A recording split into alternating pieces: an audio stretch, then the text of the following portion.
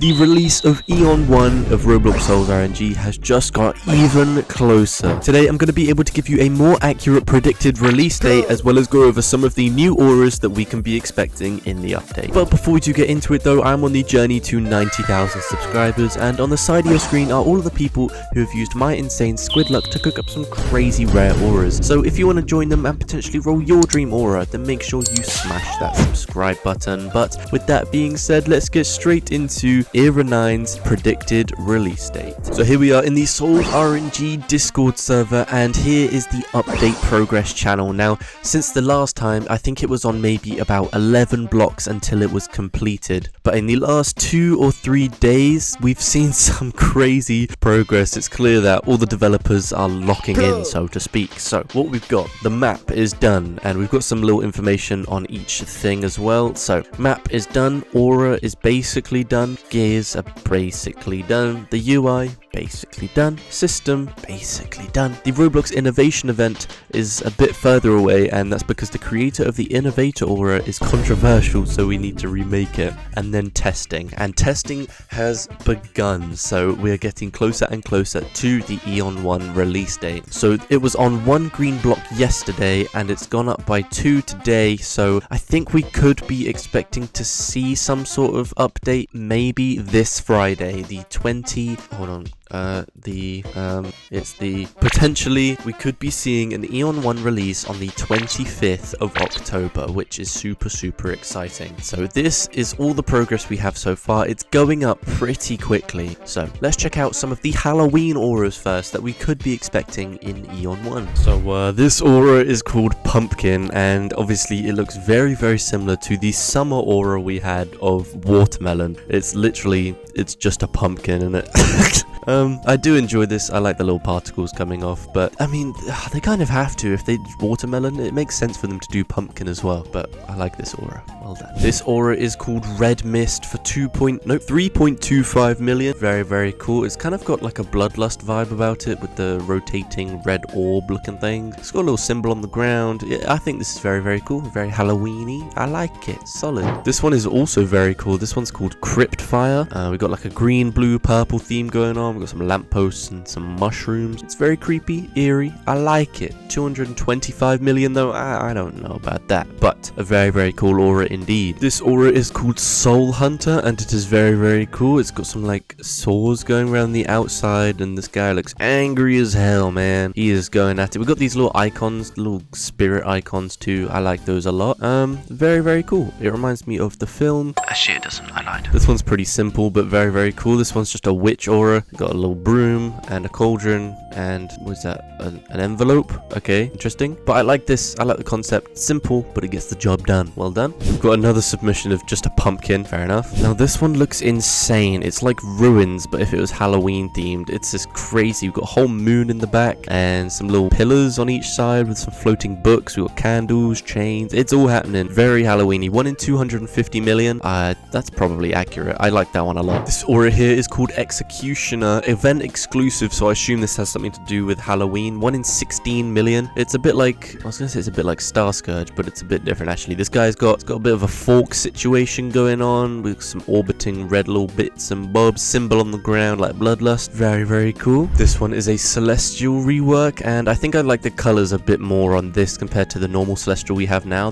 I like these shades of pink and blue more than the ones we've got. It's got a little symbol on the back. It's just a little bit more enjoyable. Either way, they're still going in my heavenly potion, so it doesn't really matter. This one is called Stench, and I think this is meant to depict the average Souls RNG player. 1 in 3,000, slouched back from sitting too much. Okay, okay, alright. This is just an insult to everyone who's ever played Souls RNG. Great, cool, yep, nice. I like this aura a lot. This one's called Aviator, and it's a plane with a guy on the plane with some constellations in the back. I just really like the look of this. 1 in 24 million. I think that's fair, and I just really like the effects. We've got the wind in the background. The stars have this nice glow. The title of the aura as well just looks very cool, and the little symbol on the ground as well. One of my favorite whitelisted auras to ever exist. This one is called Chromatic Stellarium, a mutation of Chromatic, of course. It's got this big like sort of black hole at the top, some orbiting little bits some bobs on the side. It's a very nice shade of blue. I like it. Now this is a rework for Aquatic, and we don't really see too many reworks for auras that are lower rarity, but this 1 in 40,000 rework does look very, very cool.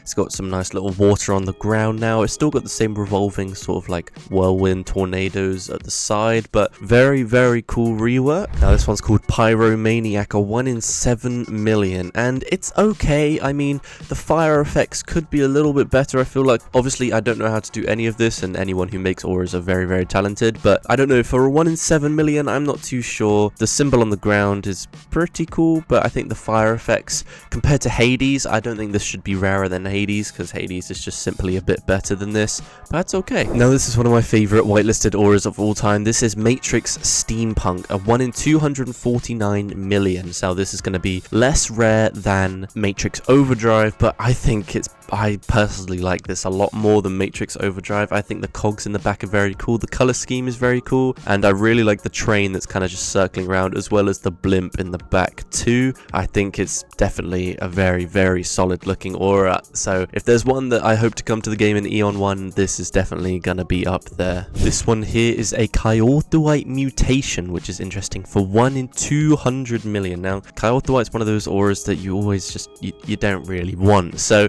this would be a nice change. I like the pink, green and blue kind of theme here. We've still got the blocks that Kyorthite does that kind of orbit it, a nice little symbol at the top. Definitely a good mutation there. This one here is an Overture history rework. It does look very, very cool. We've got the pillars on the side with some Roman numerals, clock on the bottom, bigger clock on the back. Just definitely a much better vibe going for a 300 million aura than what we have now. I do think the pillars on the side are best. I like the best part of this aura. I like those a lot. This one here is a simple little aura, 1 in 30, called Fault. It's a bit glitchy. It reminds me a bit of the Forbidden aura, just a little low rarity one. And so this will probably come to the game because the lower rarity ones have no reason not to be imported. So this is very, very cool. I like this. We'll probably see this in Eon 1. Now this one is very, very cool. This reminds me a bit of Aegis. This one's called Athena, a 1 in 800, or is that 6? 1 in 625 million. It's a nice little purple theme. We've got rotating or like orbiting orbs like we do for Impeached. We've got the same kind of setup that we do for Aegis, but with more screens. If like Aegis was mixed with Virtual, maybe. It's very, very cool. We've got a little symbol on the bottom as well, but this is definitely one of my favorite whitelisted auras as well. Do let me know down in the comments which one of these whitelisted auras is your favorite and which one you'd want to see come to the game in Eon 1. This one here is a Shard Surfer rework. Now this is interesting because obviously Shard Surfer is no longer obtainable, can't be rolled anymore because it was for the summer event. So would a rework really affect too many players? Not really, but it still could be good for those who do have the aura, of course. So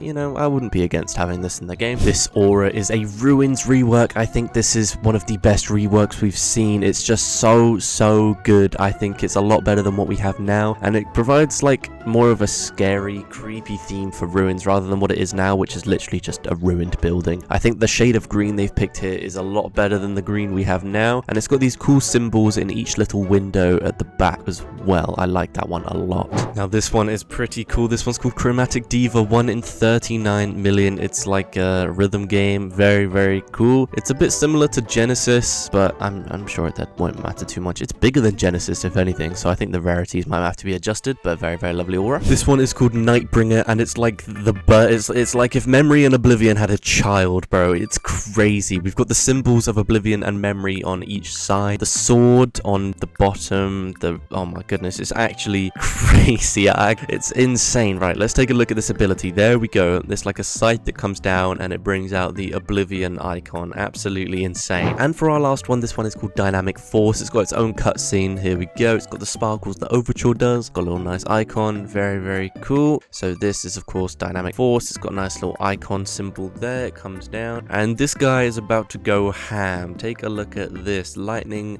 and he bloody stamps the floor in. Good lord. Right, it's like if Hypervolt was just orange and it's got a little crystal at the top. Very, very nice. Rarity undecided right now, but I'm sure this would be a pretty rare aura because it's just massive. Here's the ability for the aura. You click on a little bit of the map and it sends down some sort of strike, bro. It's crazy. So that would definitely be good if there's ever any PvP coming to the game. So that is the predicted release date for date for Eon 1, as well as a bunch of the new whitelisted auras for the update itself. Do let me know down in the comments which one of those auras is your favorite and which one you'd most likely want to see come to the game. But that is going to wrap up today's video. I hope you did enjoy. If you did, please make sure to smash that subscribe button, as it really does help out the channel a lot. And with that being said, have a great rest of your day. Peace.